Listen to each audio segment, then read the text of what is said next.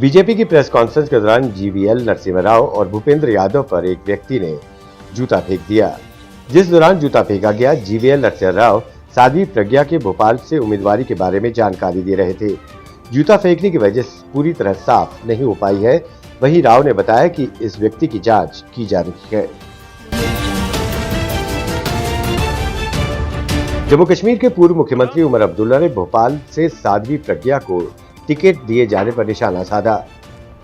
उनका कहना था कि साध्वी प्रज्ञा की जमानत रद्द होनी चाहिए।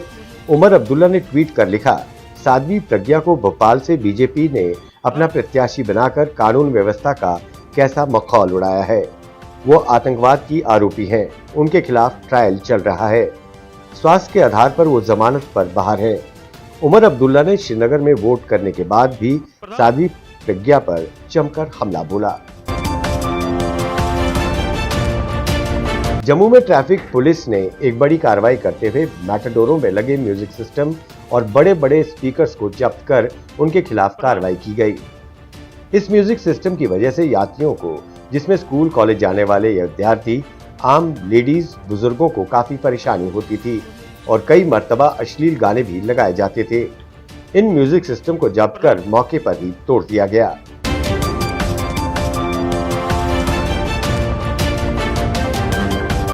लोकसभा चुनाव 2019 के दूसरे चरण के मतदान के मौके पर प्रधानमंत्री नरेंद्र मोदी ने लोगों से अपने मताधिकार का इस्तेमाल करने की अपील की है।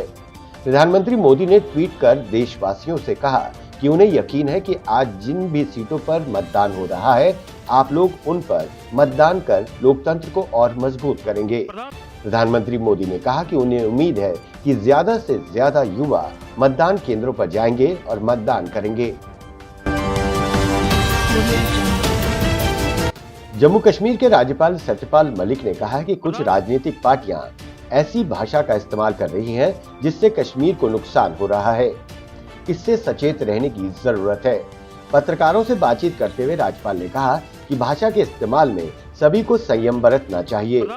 ये पूछे जाने पर कि कुछ पार्टियां सत्ता में आने के बाद जमात तथा हाईवे बैन हटा देने के दावे कर रही है, तो उन्होंने तंज कसा और कहा कि पता नहीं कब ये सत्ता में आएंगे। जम्मू कश्मीर में लोकसभा चुनाव के दूसरे चरण में उधमपुर और श्रीनगर लोकसभा सीटों पर मतदान सुबह से ही शुरू हो चुका है। श्रीनगर और उधमपुर संसदीय निर्वाचन क्षेत्र के लिए मैदान में 24 उम्मीदवार हैं, जिनके भाग्य का फैसला 29.81 लाख मतदाता करेंगे।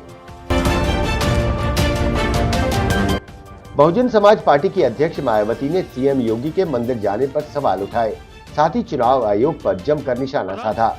चुनाव आयोग द्वारा चुनाव प्रचार पर बैन के 48 घंटे पूरे होने के बाद मायावती ने ट्वीट कर सवाल पूछे। मायावती ने लिखा कि चुनाव आयोग की पाबंदी का खुला उल्लंघन करके उत्तर प्रदेश के मुख्यमंत्री योगी शहर शहर और मंदिरों में जाकर दलित के घर बाहर का खाना खाने के आदि ड्रामा करके उनको मीडिया में प्रसारित करके चुनावी लाभ लेने का गलत प्रयास कर रहे हैं। चुनाव आयोग उनके प्रति मेहरबान क्यों है? नेशनल कॉन्फ्रेंस के नेता और पूर्व विधायक मोहम्मद घर के घर कुछ अज्ञात लोगों ने पेट्रोल बम से हमला किया। इस हमले के बाद आरोपी भाग निकले। पेट्रोल बम घर के अंदर गिरकर फटा। इस हमले में कोई जानी नुकसान नहीं हुआ है। पुलिस ने मामले की जांच शुरू कर दी है। वहीं श्रीनगर के डाउनटाउन इलाके में स्थित गवर्नमेंट हाई सेकेंडरी स्कूल गुरगरी के बनाए गए मतदान केंद्र पर भी अज्ञात व्यक्तियों ने पेट्रोल बम फेंका। कश्मीर घाटी की दक्षिणी कश्मीर में पुलवामा में आतंकियों ने लगातार दूसरे दिन ग्रेनेड हमला किया। बुधवार देर रात जिले के त्राल इलाके में सीआरपीएफ कैंप को निशाना बनाकर दागे गए ग्रेनेड हमले में एक जवान घायल हो गया। घटना के बाद पूरे इलाके की घेराबंदी कर तलाशी अभियान चलाया गया है।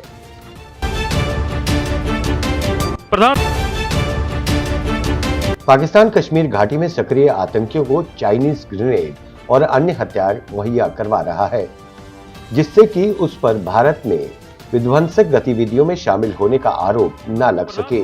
ये जानकारी एजेंसियों ने दी है। एक साल के दौरान घाटी में सुरक्षा बलों ने 70 चाइनीज ग्रेनेड जब्त किए हैं। पाकिस्तान के बलूचिस्तान में एक बंदूकधारी ने अंधाधुंध फायरिंग कर दी, जिसमें 14 लोगों की मौत हो गई। मरने से पहले बंदूकधारी ने सभी को बस से नीचे उतार दिया था। प्रांतीय गृह सचिव हैदर अली ने बताया कि हमलावरों ने पैरा मिलिट्री फ्रंटियर फोर्स की वर्दी पहन रखी थी। अभी तक किसी संगठन ने हमले की जिम्मेदारी नहीं ली है।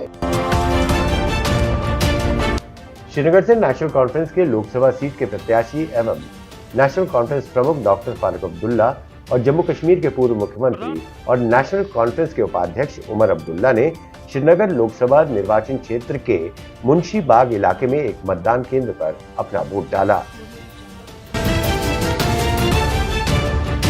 पश्चिम बंगाल के रायगंज में मतदान के दौरान हिंसा की खबरें आ रही हैं।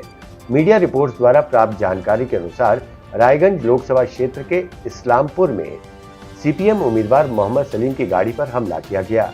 उनकी गाड़ी में तोड़फोड़ भी की गई। हालांकि मोहम्मद सलीम सुरक्षित बताए गए हैं। हिंसा के बाद स्थिति को नियंत्रण करने के लिए अर्धसैनिक बलों ने लाठीचार्ज किया और आंसू गैस के गोले दागे।